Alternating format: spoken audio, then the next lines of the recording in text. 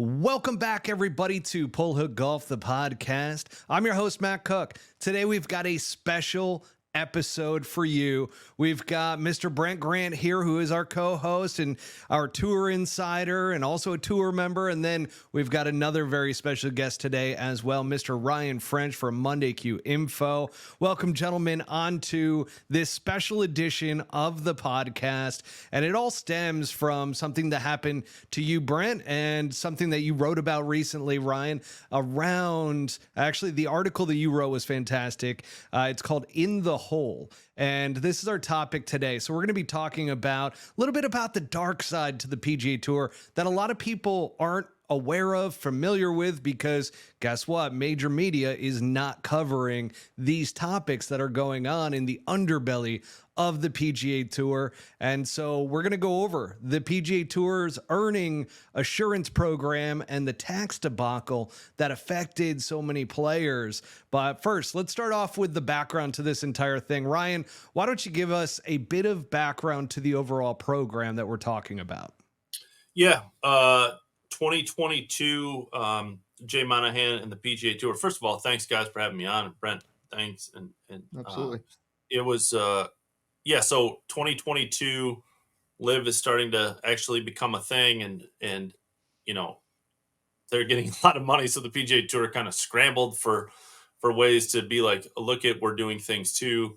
And so one thing they came up with was an advance of $500,000, which is a good thing. There's no complaints about the advance itself. It's how it was handled from there. But so players were supposedly given the choice, although we've come to find out that that's not the case, to accept this $500,000. Rookies got it up front. Veterans got the difference if they didn't make make 500,000 at the back end of the season. Basically, it was an advance and also a forgivable loan. If you did not make 500,000, whatever the difference was forgiven. So that was the gist of the program. It's good in theory. It's good in practice if the PGA Tour had done the things that I think they should have done. And so, that's kind of where this article stemmed from, that advance. I love that. And well, I love the fact that you just broke it down like that so simply and really ties into exactly what we were talking about in the article.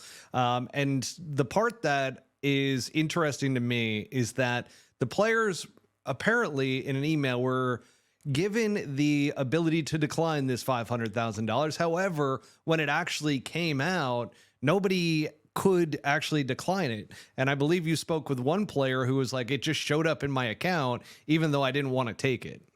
Yeah, I have a copy of the email sent to me by a player, and it says in a very better way than I'm going to say it, like, hey, you have a choice.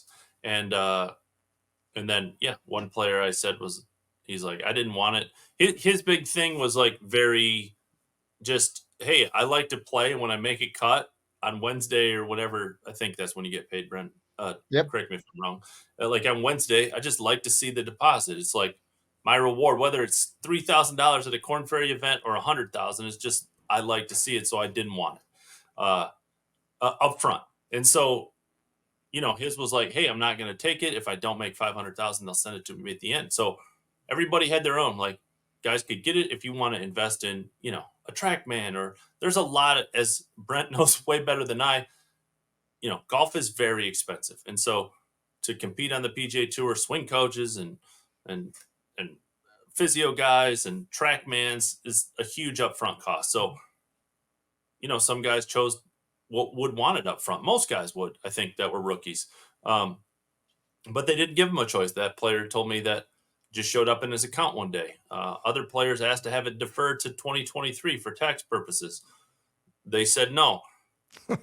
Again, and I don't think ever the PGA Tour does this stuff purposefully to screw the players, but they just don't know what they're doing. And then when problems arise, then they're just going to do what's best for them, and the players are going to get in the way.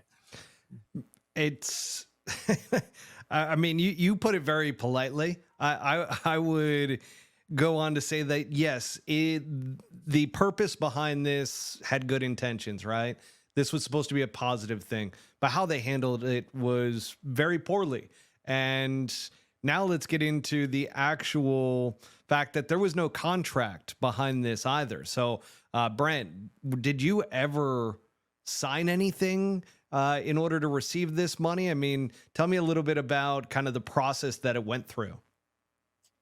Yeah. So, like Ryan was saying, halfway, I believe, through the 2022 season, they were talking about, some sort of program that they were talking about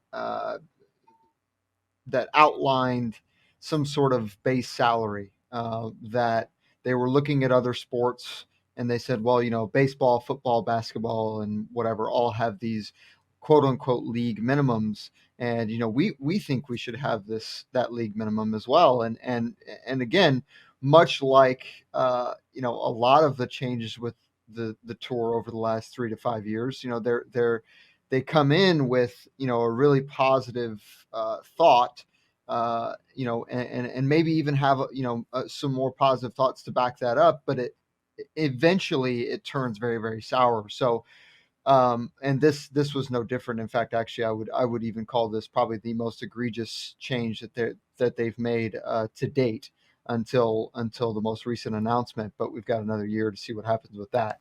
So, what Brent's talking about here, folks, is the fact that he's not calling the 500K egregious. Okay. No, He's not no. saying, hey, throw 500 grand in my account and that's a terrible thing. You've done an awful thing.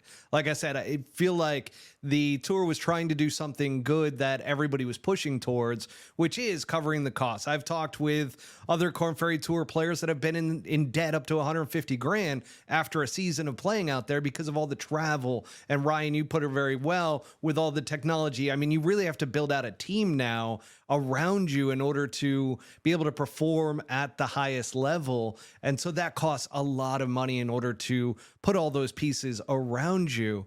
But the egregious part is that they received the $500,000 and then all of a sudden were taxed on it at the end of the year because the PGA Tour was like, whoa, hang on a second.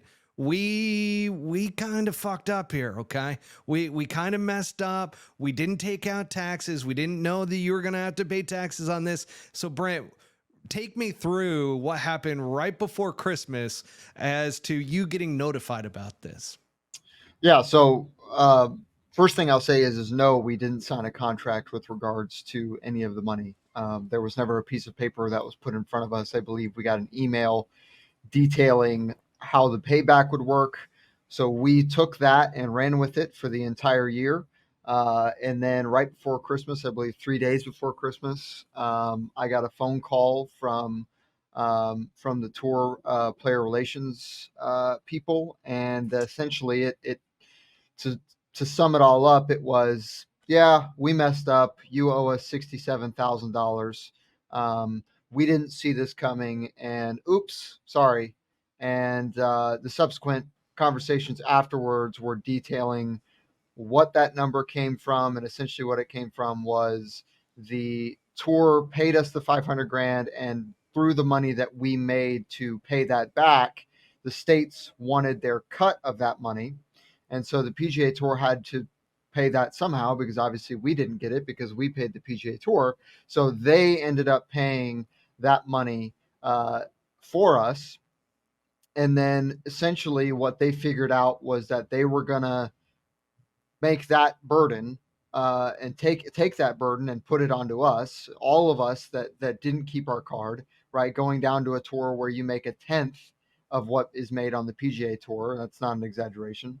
And then to sum it all up, we asked, well, is this going to happen to the 2023 or 2024 rookies? What have you guys learned, and how can we make sure this doesn't happen again? Well, they just said, well, yeah, now we just withhold 100,000 from that 500, and then we just take it out from there, and pay the difference at the end of the year. And sorry, it won't happen again, but you're going to have to owe us.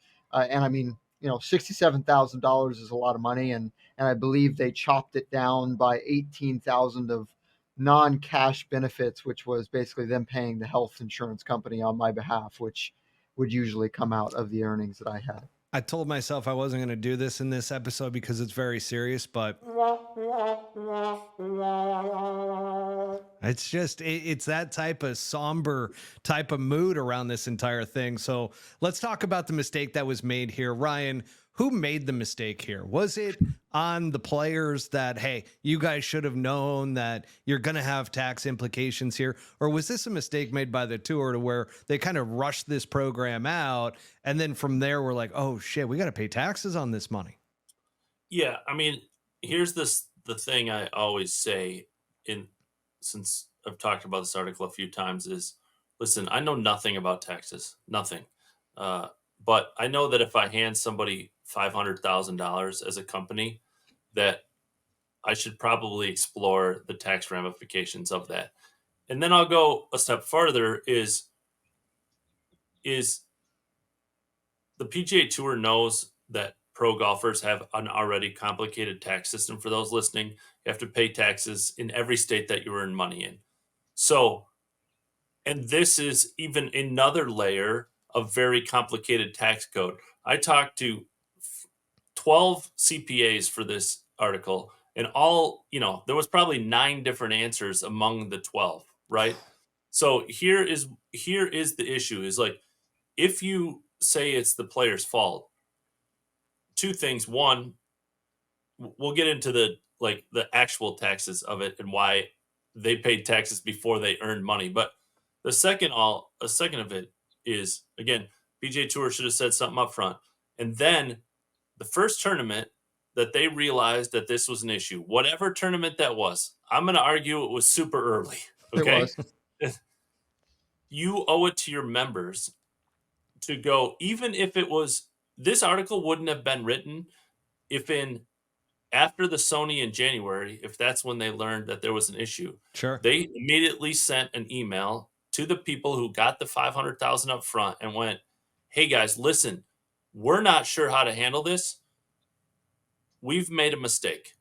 Here's the issue. Laid out the issue and said, make sure you talk to your CPA. We've talked to our CPAs. We're not sure how to handle it. It's a very complicated tax code. Come April, and you want to come to us, we'll help answer the questions. We'll get you in touch with our CPAs. This article wouldn't have been written. This is not like listen, take the taxes out of it. The PGA Tour owes its members to communicate. Mm-hmm. And I don't know how you hand $500,000 and don't make people sign something and don't think of the tax ramifications of it. But let's say we forgive that part, and then you realize you made a mistake. Okay, then you owe it to your members to just simply send the email I just said. That's it. This isn't again, the tax side of it is the players got $500,000 as an advance. They assumed, a lot of CPAs, agents, tax guys assumed that check came from Florida, which it did. So they paid taxes. I think what's getting lost in this is that sometimes from the people coming back it's players paid taxes.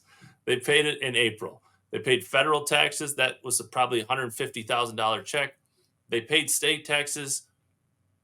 It happened. A lot of them thought that there wasn't any state tax associated with it because their check came from Florida. And a lot of the players hadn't even earned close to $500,000 in April of 2023. So even if they wanted to assign it to a state, there was no state to assign it to. That's where where CPAs have 9 different answers. So it all comes back to, at Sony, when they realized there was an issue, you owe it to your members to send out a simple email that says, hey, this is super complicated. We didn't think through this. Talk to our CPAs, talk to your CPA.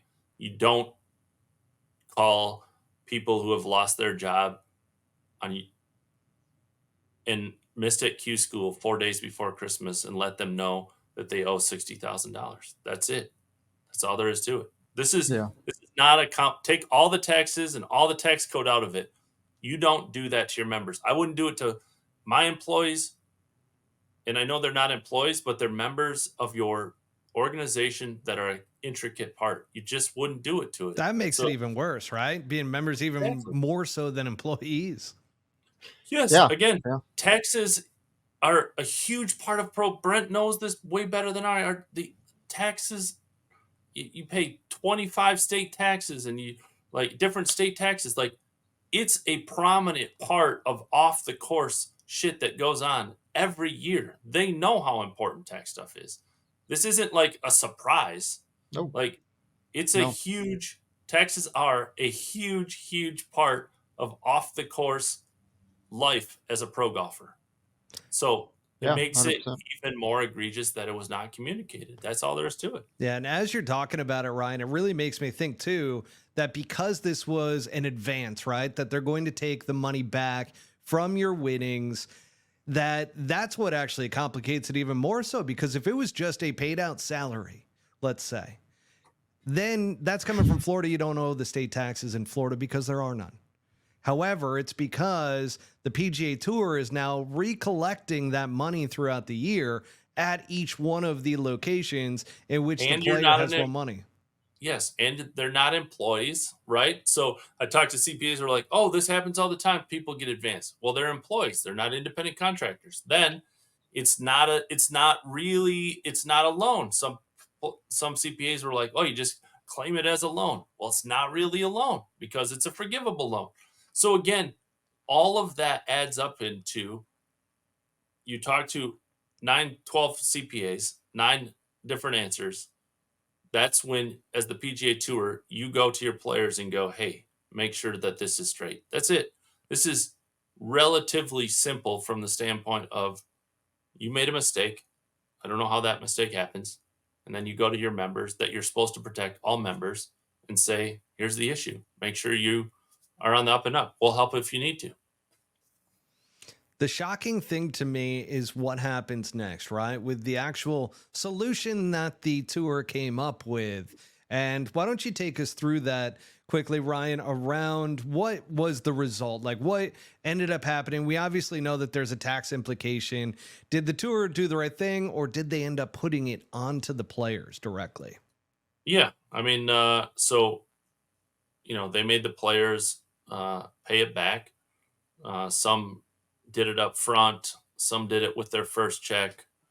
Brent would be in the group that, paid it off throughout the season. Still And not done yet, by the way. yeah, Brent's still not done. And again, you can argue this point. People can argue this point, but I think, the combined total is probably $250,000. To the PGA Tour, it's a drop in the bucket, right? And you don't, if you don't want to put the full blame on the PGA Tour, there's no argument that they share in the blame, and not even close, right? The communication factor, the fact that it wasn't up front, all of those things, right? They give away tens of millions of dollars to top players all the time, and I know nothing against that. You could just be like, "Hey guys, we made a mistake. Understand that this happens again. You would owe us this amount. We're sorry. You're lucky. Thanks for coming. Have a good day." Again, 3 days before Christmas kind of sums up, what the PGA Tour thinks of their employee. You're talking to 7 to 10 guys who just lost their job. Mhm. And then because of your mistake, An calling even them greater to let them know burden. that their next season checks are going to basically disappear. So it's just a lack of care. Let's put this into perspective for everybody as well, right? So we're talking about a total tax implication for these players that total combined together is around $250,000, give or take. When we look at what the PGA Tour has been doing, now they could have done the right thing.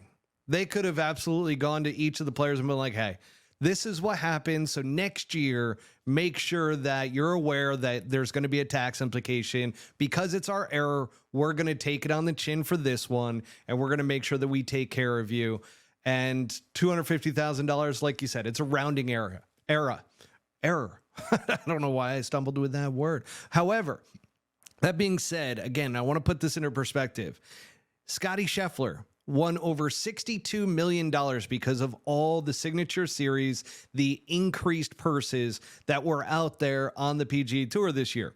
Jay Monahan, he could have, even to him, this is almost a rounding error for his own personal salary, which has been reported, by the way, in 2022 was over $18.6 million.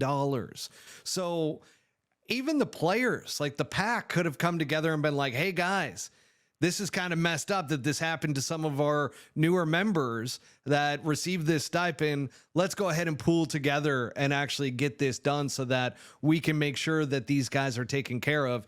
But none of that happened. So I just, in your opinion, what should they have done? Go ahead, Brent.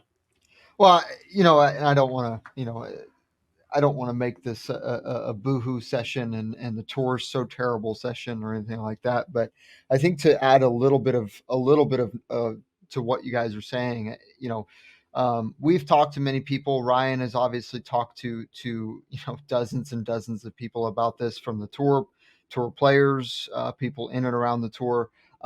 This was not common knowledge. And the reason why I know that is I emailed multiple people, texted multiple people, called multiple people, and these are all people that deal with the pack and or at the corporate level, and even on the player relations level. None of them knew that this situation had happened. The last thing that any of them had even thought about it was they knew they had to make some phone calls to us saying, hey, we messed up, and then that was the last anybody had thought about it. And I spoke to a rather high ranking member in the corporate structure, who has since basically blown me off. And his Wait, words what'd were, you say? "You heard me, blew me off." Yeah, and not the good kind.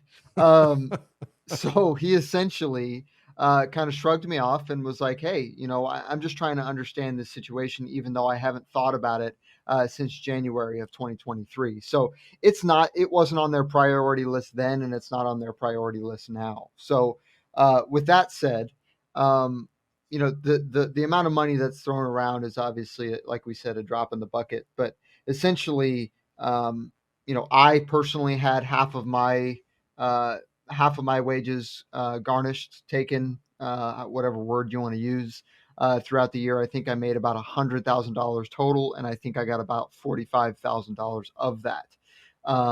This was not something that they even considered to change. They didn't really say, well, given some more thought, we really messed up and we're going to take this away. So I think that what I want people to understand is that, one, they knew about it long before they told us in Christmas, and they did nothing about it. They told specific players that made over $500,000 and then didn't tell anybody else. When they knew they made a mistake, they called us, said, oops, sorry, washed their hands of it, and then sent us on our way.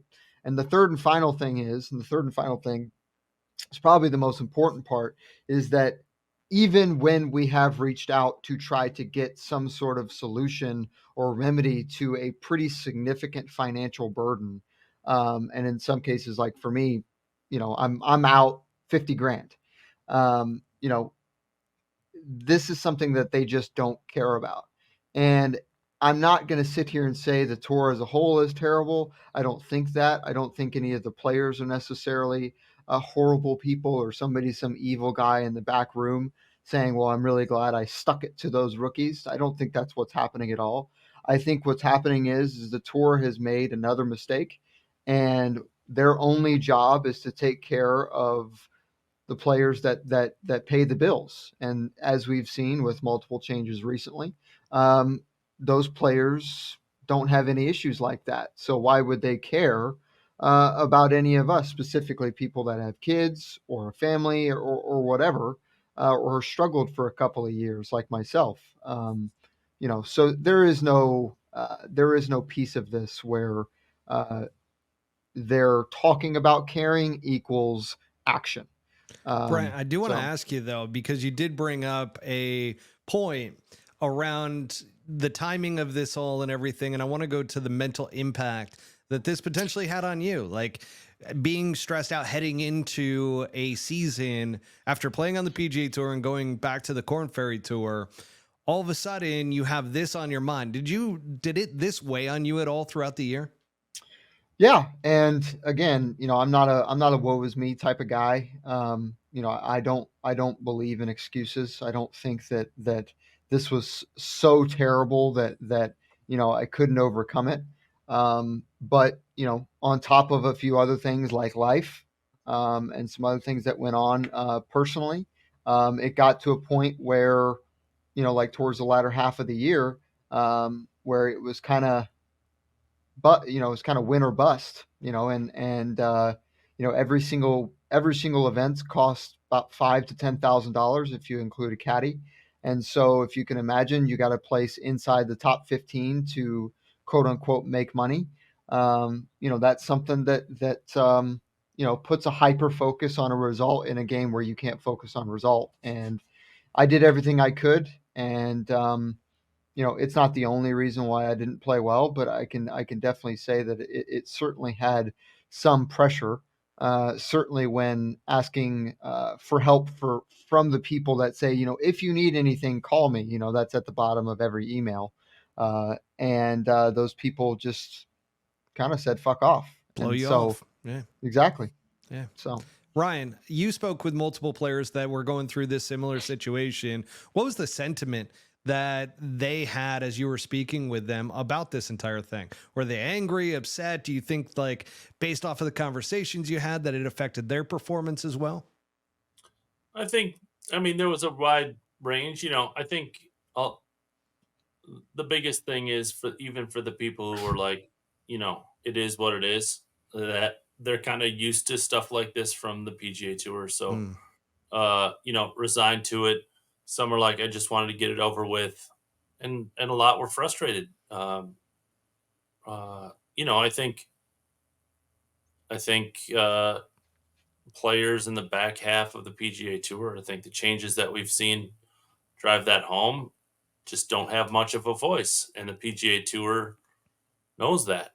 Um, and so they wouldn't have called they wouldn't have called Scotty and collected 67,000. I know that. No, Uh, they so definitely wouldn't have. and again, I'll say to kind of my final point on it is a lot of people have said, "Oh, it's on the players."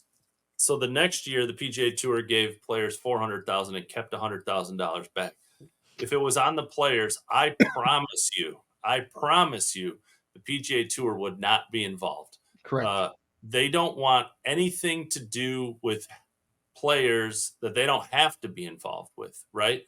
That was their admittance that they had screwed up the first year. They'll never Correct. say that, but that's their like. And again, if it was on the players, I wouldn't expect the PGA Tour to hold $100,000 back. They wouldn't, but also they're not a tax business, so they don't need to be involved in players' taxes, right? So if it was solely on the players, why? Mhm. That's the question I would love to have answered from the tour. The tour generally doesn't talk. Sent me a statement. That's the one question I want answered. If this wasn't your fault, why are you holding back $100,000 in this season?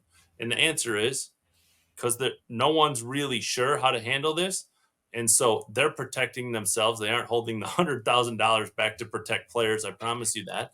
Uh, and they shouldn't be involved in players. So it's pretty obvious by that it's not on the players.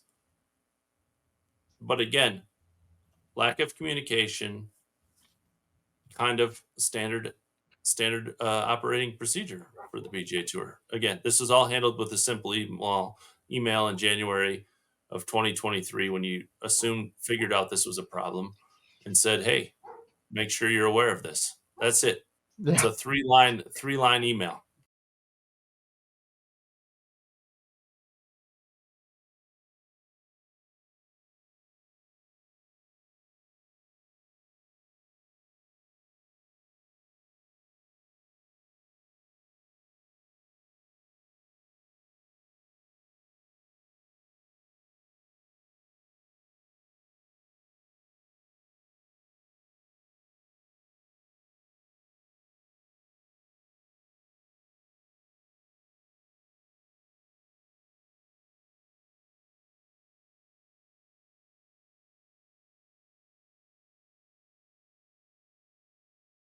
They here's a funny little piece of knowledge, I guess, and I'm sure you both know this, but a man named Taylor Montgomery came out of the Corn Ferry Tour season in 2022 and absolutely just lit the world on fire. He played really really well in the fall season. Notably, I think he placed fourth or fifth in Napa in California, right? So there's a huge tax deal going on there.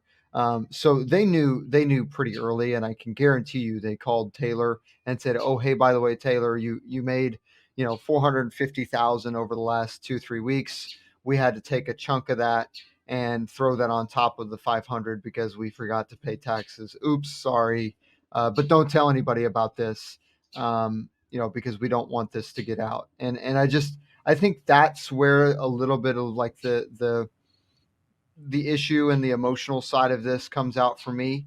I understand I played like shit. I get it. If I had played well, probably wouldn't be sitting here. Although I can guarantee you I would be sitting here from a position of saying, hey, I'm still on the tour and I'm going to make sure this never happens again. And whomever I got to hold accountable is who I'm going to hold accountable.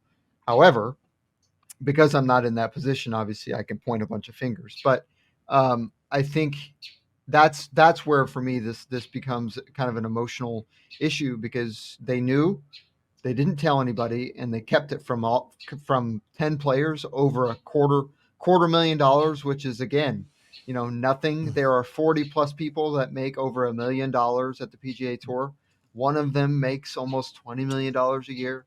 That's a flight or two on the private jet that Jay flies on every week. So again, the rest of that is speculation, but I just it just seems like they just don't give a shit, and I can't understand why any sponsor or any corporate entity that's even thinking about getting into bed with somebody that does that to their people.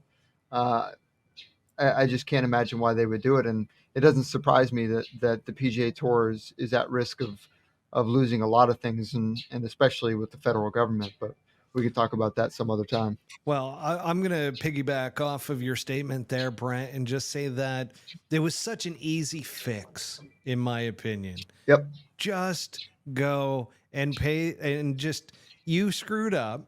You tried to do something that is necessary in terms of providing some income so that guys aren't in major debt at the beginning of the year, even the middle of the year, potentially at the end of the year, depending on how well they performed. And it backfired because they didn't take into account the tax implications from that. And then to put that onto the players. And like you said, Ryan, I fully agree with your sentiment around it that, you know what? There's proof that they screwed up because they're now They changed making the a policy. change. Yeah, Yeah. when you make a change like that's pretty much proof in the pudding. They don't Oops. need to say anything Yeah. at that point. It's like, okay, we screwed up. Now we're going to withhold $100,000 so that whatever the tax implication is at the end of the year, you'll get the difference. And that was the other piece that I read in your article, Ryan, that I found interesting, is that they're going to hold on to $100,000. And then however much the taxes are, they're going to pay back the difference within that $100,000 that they're keeping. I think it's an important part here to add that none of this has been in writing, right? No. Brent asked a PGA Tour official how much he owed left, and then got a text message back. But there's never been amongst any players that's just like, hey, here's what you earned in each state. Here was your tax burden. Here's what we paid on your behalf.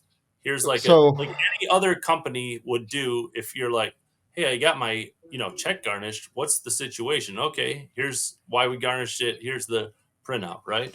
Well, not even from just a company standpoint. What about other sports leagues? Like, you look at all these other major sports leagues, right? Nobody would be able to get away with this. And 100%. Could you imagine the NFL just Roger Goodell sending a text message to a football player going, "Hey, by the way, I think you owe this amount still." Yeah, we just took that. Yeah. What's amazing is the only thing that I got, and I've been searching through my files the last few days to get ready for this, and just to make sure we all have the right information. The only thing I got was a kind of a sparse breakdown of a bunch of numbers that were, basically saying, well, this is how much you made in prize money, and this is how much we paid out on your behalf to the insurance company. But there was no breakdown with regards to the specific tax states. The only number that I got was that I owed $48,000 in change, $18,000 in change in health benefits, health premiums is what they're called, and basically I owed 67,000. Now they did take out 18 and change from those health benefits, thanks to Kyle Westmoreland getting a hold of them and saying, hey, you should probably change this, and so on and so forth. And I'm glad that he did that. But what's amazing is that they can eat that, right? They can eat the, basically, 180 grand or whatever it ended up being. Let's say that it was 10 grand from 10 players. So it was 100 grand for the sake of the argument. They ate that, whatever, that was already paid out. So they said, we don't need that back. But then, just a little bit more from each player. And they're saying, well, yeah, sorry, we can't do that. And I think what I would be interested in, and I've already talked to a couple of different people about this, but we know the ethics side of this, right? We understand that ethically this is beyond any business practice, right? This is horrible.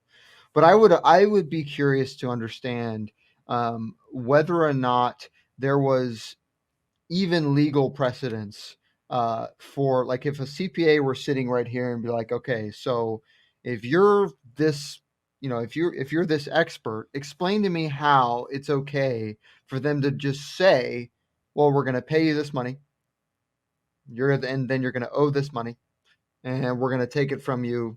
Period. End of story. The wage garnishments get interesting. Where does that work? Because, they can pay you out that amount, and essentially they don't have to necessarily care about tax implications. However, the wage garnishment part to this is where it gets a little bit dicey within a legal standpoint, because it's like, okay, now you're knowingly, and you did not communicate the fact that they were going to have tax implications. So it gets tricky. I'm sure, just like with the accountants that you dealt with, Ryan, and spoke with, that you got 9 different answers from them, from 9 different CPAs. I'm sure there's probably 9 different attorneys that are like, this could go in several different directions. But I do want to now kind of shift gears, because as I was building this out, and what happened yesterday with the announcement from the PAC of proposed changes to the 2026 PGA Tour season, this hits home for you, Ryan, and it hits home for Brent. And I'm just like, instead of just making this about the tax liability and paying out, this is kind of the carryover to how the tour is being handled right now. And this actually comes from the Player Advisory Council side of things. And that's where I'm like, man, if they knew about the tax implications, why didn't they get together and just make a agreement or some type of amendment to that to take care of these guys in that sense? But with these proposed changes, it gets even a little bit darker in terms of what's going on right now with the PGA Tour. Why do you believe, and I'm going to start with you, Ryan, why do you believe, because Brent talked about this last night on the live episode quite a bit, but why do you believe the tour is trying to shrink in size? Because they blame daylight. Yeah. I mean, again, I'm not going to speak for all players. Brent can obviously speak for himself, but I use Harold Varner's quote when he left for LIV, right? Everybody was like, we want to play less and all this stuff. And Harold's like, hey, man, it's life-changing money. And thank you for the PGA Tour. And I'm going to change my family's, trajectory for generations to come. And no one really has ever said a word about Harold leaving, because he's just like truthful. And so, top players on the PGA Tour are watching former playing partners get paid hundreds of $millions of dollars, and they now have the power to change the face of the PGA Tour. And that's what they're doing. You can say is to cut fat. You can even argue that some of these changes, past champions or making a little smaller fields, great. let's say you're for that. This is not helping the PGA Tour product at all. It's not helping sell to sponsors. It's not making the TV product better. It's not making the live product better. Even if you agree with all of those changes, there's no argument that those three things are the truth. What it does is protect top players and get them more money. And so that's, in my opinion, what a lot of these changes are about. There's guys in that room that have control now, and they have a lot of money now. And, Joseph from the Fried Egg brought up a great point, or Andy from the Fried Egg brought up a good point today, is like in every other sport, you have an owner sitting across the field who's like concerned about the product, right? And the players have to worry about the players. And that's what makes good. You have people on opposite ends, and they're all fighting to make it, but they also have different viewpoints. You have now players who are looking out for themselves, understandably, but there's no one to push back anymore, right? There's no owner to go like, hey man, what about TV deal? Or hey man, what about sponsors, right? That's what owners do in sports. They like, I can't make money with that. I can't make the TV product better with the changes you're proposing. That's why players unions and owners go back and forth, and there's a compromise. That isn't the case. In the PGA Tour top players are now the owners and the players, and they're looking out for themselves. And so, this is, if we're continuing down this road, this is one step of LIV 2.0. Mm-hmm. The signature events will be their own tour. The PGA Tour events that are left behind, no way they're surviving. They're going to be joined with the Korn Ferry Tour. You're going to make some sort of $3 million purse, $4 million purse, 25 event Korn Ferry, and then there's going to be 15 to 20 signature events, and that's going to be what we do, because again, that's what they want. Yeah, that's what they want. And they're in control, right? Mm-hmm. I mean, ever since they've gained power, it's like, yep, they can very literally do that tomorrow. They are smart, at least in this sense. They're smart enough to not just be like, oh, we can't just go directly to 70, right? And so, yeah, they have the power, and it's an inherently selfish sport in general. And so, and I don't mean that in a bad way. It's just you're always by yourself, right? Like you make your own decisions, you suffer the consequences, you get the rewards, and so you're asking people who play an inherently selfish sport to be unselfish, and they aren't. I had one PGA Tour member use this analogy, and what they're most frustrated with is the lack of transparency and truth, and two is pulling up the ladder behind him, right? Is like Billy Horschel's been to Q school 4 times.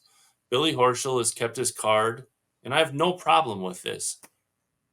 3 ways medical are basically getting shuffled out. He finished 140th in points, not going to be a part. And he finished 27th at Q school and got his PGA Tour card. All 3 of those ways are now gone in 2026, right? And so that is the epitome of pulling up the ladder behind you. Yep. It's brutal. And here's the thing. Golf is already the smallest sport in terms of the number of players to begin with. And I listed out, I actually did some research because I was thinking about it last night as we were talking about this topic. And I'm like, man, like it just seems crazy, because how can you not be able to have a tour with 125 guys? And then all of a sudden I started looking, the NFL has close to 1,700 players across the league. You've got the NBA with between 450 to 510, depending on the time of year and so forth. MLB, you got 780. NHL, you got 736. MLS is 870. Premier League is over 500. And these are not even considering the minor leagues. So when you think of DP World Tour or the Korn Ferry Tour, like there's no argument there as to why you cannot have a PGA Tour be successful and have an even better product than it is today with 125 guys. And all those leagues, by the way, are expanded, right? They've added more players throughout the years, not less. Like this entire constriction of, I don't even think constriction is a word, is it? But the shrinking of the PGA Tour and the number of players that are going to be card holders is just, it goes against everything that sports is and what you want a professional sport to be. You don't want it to shrink. You want it to get bigger. This is something I literally just thought of. Is like, there's a reason once a year it works somewhat, but there's a reason everybody hates all-star games in every sport, right? Yeah. And now we are playing 15 all-star games on the PGA Tour, right? Like all the top players show up. There's no cut. They're all getting paid. Like they're all multimillionaires. Again, Scotty deserves, if the number is 60 million, Scotty deserves it, right? Like Absolutely. this is not an argument against the top players for getting paid. That's not what this is about. I don't think everybody should get, like, they deserve to have, Scotty deserve, if 62 million is the number, Scotty deserves every penny of it. But the issue is like tearing down the product to get yourself paid. That's not it, right? And again, I go back to the owners and the pushing and the pushback. I think what's surprising to me, and maybe you guys can answer this question for me. I don't know. I've been racking my brain about it for the last 48 hours, but I'm a little confused. I totally understand if you said, "Hey, you know what? We're gonna take the Monday qualifiers." Okay, and I understand this is a sensitive subject, so I'm going to tread real lightly. Okay, but I've played my fair share. Okay, there's one specific one that's really close to my heart that is going to go away in 2026, and I think it's a tragedy. But let's just say they said, "Hey, we're going to make the Monday qualifier fields smaller, and we're going to have one or two less spots depending on how this breaks down, because you know what? Statistically speaking, they don't make the cuts. That's fine." But to jump ahead and be like, okay, all you PGA sections that make all the tens of thousands of dollars a year off of those qualifiers, that's gone. And you're only going to have, a select few tournaments that even have Monday qualifiers. Okay, that's too far, right? And oh, by the way, those qualifiers are down from 4 to 2. But my question is how is it that we don't have, because that's essentially what they've said, is that we don't have enough players that are quote unquote good enough to have 132 man fields more consistently, or 144 man fields more consistently. I'm confused as to how that. Well, no, I get that. I believe you. I understand, but that's my point, right? Is that if that's the argument, right? None of the players that are making these decisions, or by the way, anywhere near the pack for that matter, are in those latter 2 or 3 tee times. So they're not worrying about that. And even if they have to practice a little bit in the dark, so be it. Most of these guys have done it the majority of their careers. But my question is really, like, aside from the obvious, satirical side of it, but really, is it impossible to have a solid product where there's 132, 144 solid members of the tour, with the Korn Ferry Tour, the DP World Tour, and then the rest of the PGA Tour? Is it not possible to film 18 holes of golf for 4 or 5 hours a day and say, hey, you're going to see a lot of shots, and you're going to see guys trying to make the cut, and that's going to be compelling, and you're going to see some other things, but I'm just confused as to how all of these changes needed to be made this abruptly and this drastically, such that essentially we're going to be looking at 70 to 80% of the same players for the next however many years, 5 to 6 years. Go ahead. Go ahead, Ryan. No. You. I was just going to say that it 100% is just the top players looking out for the top players and limiting the amount of competition that's there.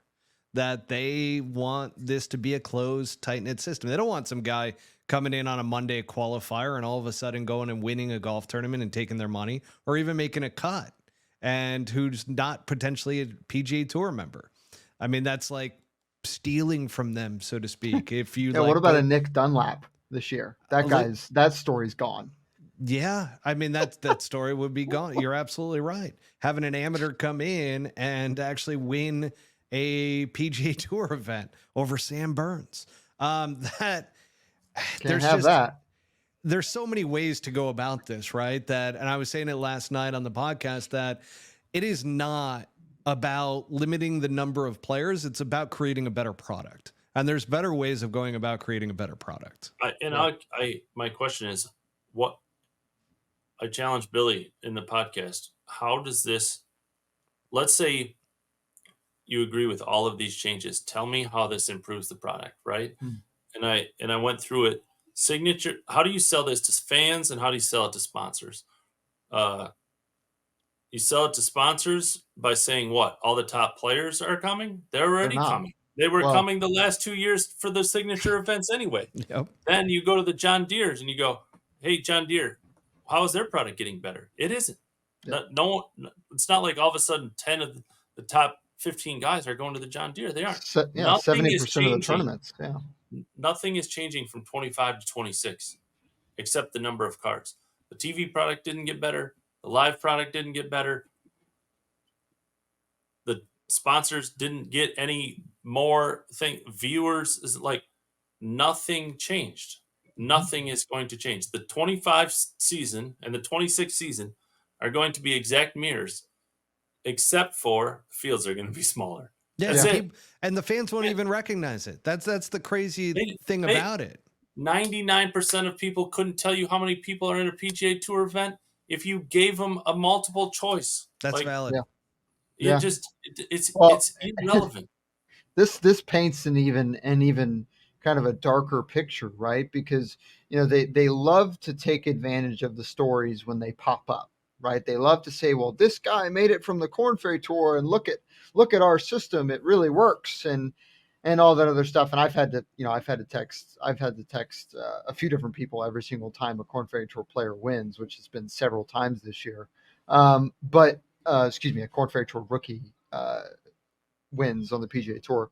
And I apologize for the helicopter, but the amazing thing is they're going to sit there, when this starts to go, and they're going to sit there in the 4th month and the 8th month at the end of the year of 2026, and they're going to send us all spreadsheets the same way they did when they analyzed the viewership of the elevated events.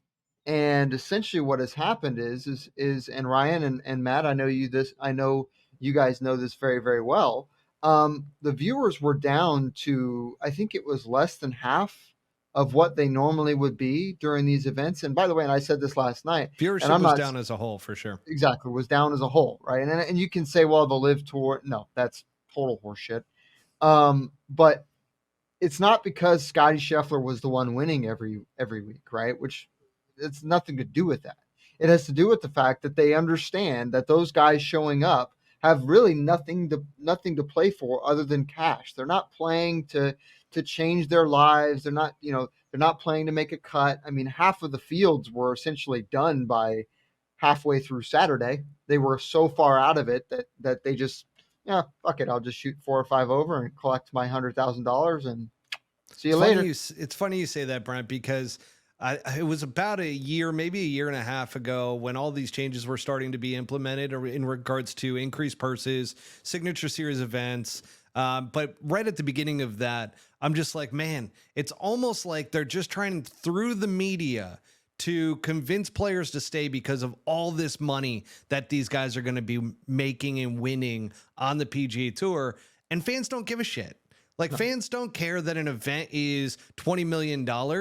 Like, they don't care about that. They care about their player, their guy that they're watching. And then these feel good stories are the nice little pieces that round it all out, right? About a guy winning and changing his entire trajectory of not only his career, but of his life. And those are the great stories that really have made the PGA Tour. And I think we're getting away from that because are those the massive needle movers long term? No, but those are the minor needle movers that keep people interested from a week to week basis. That's different than, oh, a top name one, a top name one, a top name one. Like there's those little pieces that are important to the overall story of what the PGA Tour is. And it gives kids, it gives people that, you know, former pros, like even myself, like I want to talk about the Monday Qs real quick, because one of the things that has always been planted in the back of my mind is one of these days I'm going to train and get back to a point to where I'm playing really good. And I'm going to try to do the Monday qualifier for the Waste Management Phoenix Open. Like that was the one that was always on my mind. Better get to like, it. I know, gosh, I only have a few months now. Jeez. Yeah. But it's crazy that is going to be something that is gone. That is all of a sudden no longer going to be a possibility. Yeah, I mean, you know, whatever it was 40 years ago, half the field was made up of Monday qualifiers, right? Like 70, I think, players was exempt, and now it's going to not be a part of the PGA Tour. So again, it's more closed door than it's ever been, in my opinion, and it's super unfortunate. It's super sad. I say this all the time. People think I hate the PGA Tour, and this is not the leadership. I'm talking the product. I love the PGA Tour. It's why I do this. It's why I was a golf nerd when I was 10 years old. It's why I played golf. I love the PGA Tour. And to watch this happen sucks as a fan. Just end of story. It sucks. And you know, I don't think this is the end. And I hope, I hold a lot of hope in the fact that the next generation of players learns from the mistakes that their predecessors made, and don't pull the ladder up as they go. Well said. I love that, and I think it's going to be really quite interesting, because if you look at the board and who it's made up of, obviously there's one name that clearly stands above all of the rest, and the saddest part for me really is, I was told at the beginning of the year, actually not even the beginning of the year, June 4th of last year, when they announced the changes of dropping the lawsuits and doing all that other stuff to get PIF to the table. I was told that Tiger, if there's one guy that is really going to make a positive influence on the PGA Tour and really steer the ship correctly, it's Tiger Woods. And the thing I just am really disappointed in is all of the people that have been mentioned in his career that he stands with and that he tries to be like, and an Arnie or excuse me, a Mr. Palmer or a Mr. Nicklaus or a Mr. Player, all of these names, and these people that have, all but just basically washed their hands of mentioning LIV or how terrible it is, because it's pretty clear all these guys are just going for the money and yada yada yada yada.